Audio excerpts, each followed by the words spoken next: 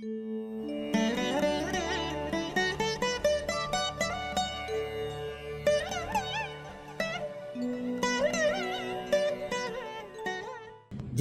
Channel நேயர்கள் அனைவருக்கும் இனிய நல்வாழ்த்துக்கள். எல்லோரும் நன்றாக இருப்பீர்கள். இப்பொழுது பிப்ரவரி மாதம் 10ஆம் தேதி முதல், அதாவது திங்கள் முதல் அடுத்த ஞாயிறு பிப்ரவரி 16 வரையிலான 12 ராசிக்காரர்களுக்கு எப்படிப்பட்ட ஒரு நல்ல அமைப்புகள் இருக்கும் அப்படிங்கிற வார ராசி பலனை பார்த்து விடலாம்.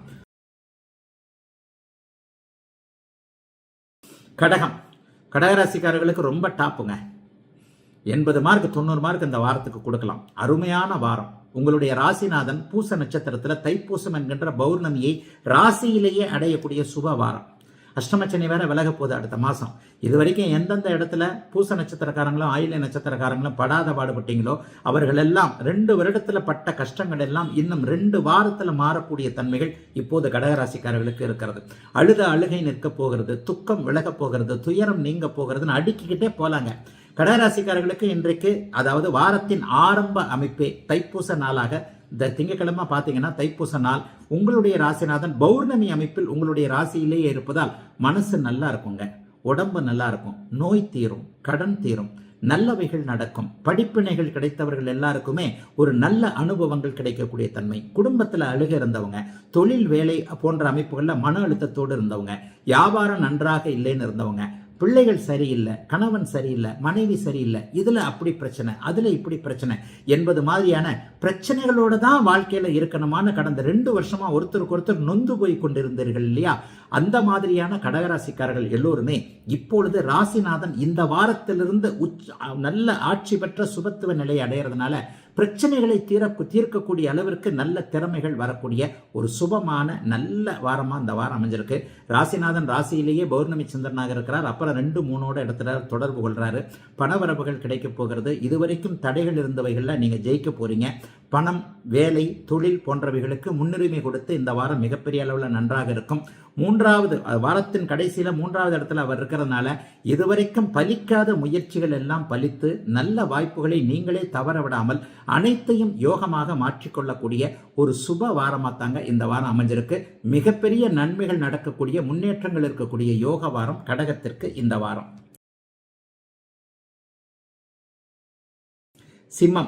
சிம்மராசிக்காரர்களுக்கு வாரத்தின் ஆரம்பமே 12ஆம் இடத்துல பௌர்ணமி சந்திரன், அதற்கு பிறகு 1, 2ஆம் இடங்கள்ல சந்திரன் இருக்கக்கூடிய அமைப்பு.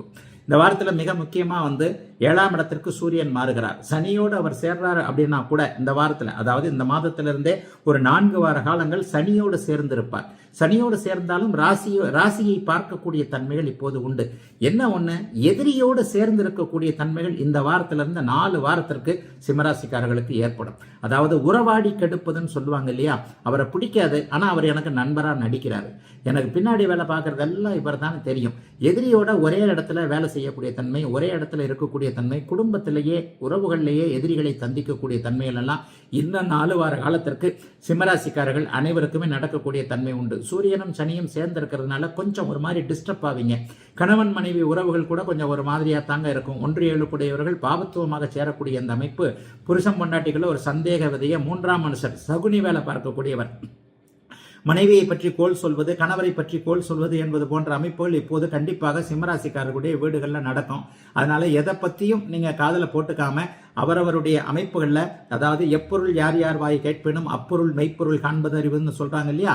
அந்த மாதிரி நடந்தது உண்மையா அப்படின்றத தீர விசாரிச்சுக்கிட்டு தாங்க மற்றவருடைய பற்றி நீங்க சந்தேகப்படக்கூடியது இருக்கணும். குடும்பத்தில் கொஞ்சம் குழப்பங்கள் வரக்கூடிய அமைப்பு இப்போ சிம்மராசிக்காரருடைய அமைப்பில் இருக்கு. இருந்தாலும் ராசியை ராசிநாதன் பார்ப்பதால எதையும் மனோதைரியத்தோடு அப்படியே அழகா மெயின்டைன் பண்ணுவீங்க. 2ஆம் இடத்துல சந்திரன் வலுத்திருக்கிறது. தனவரவுகள் வரக்கூடிய தன்மை.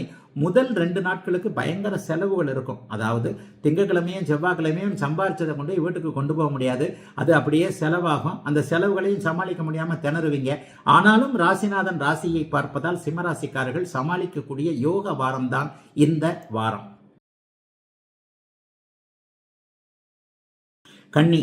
கன்னிராசிக்காரர்களுக்கு வாரத்தின் ஆரம்பத்திலேயே லாபாதிபதியாகிய சந்திரன் 11ஆம் இடத்திலேயே அமர்ந்து 11, 12, 1ஆம் இடங்கள்ல மிகப்பெரிய நல்லவைகள் நடக்கக்கூடிய தன்மைகள் உண்டு.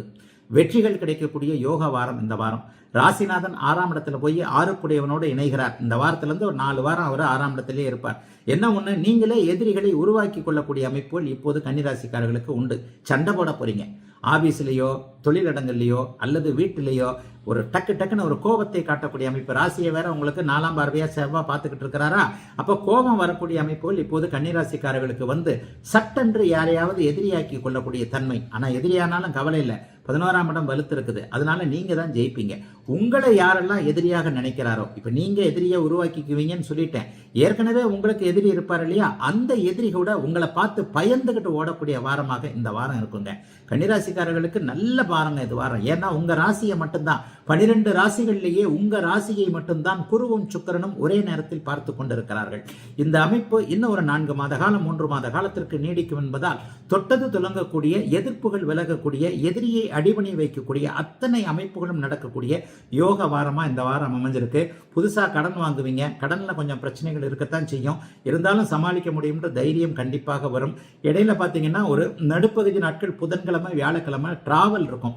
அதாவது பக்கத்து ஊருக்கு போறது, பக்கத்து மாவட்டத்துக்கு போறது, தலைநகரத்துக்கு போறது, அடுத்த மாநிலத்துக்கு போறது அல்லது அடுத்த நாட்டுக்கே போறது என்பது போன்ற அவரவருடைய தசாபுக்திகளின் அடிப்படையில் கொஞ்சம் பயணங்கள் இருந்து அந்த பயணங்களின் மூலமாக நன்மைகள் நடக்கக்கூடிய அமைப்பு உண்டு.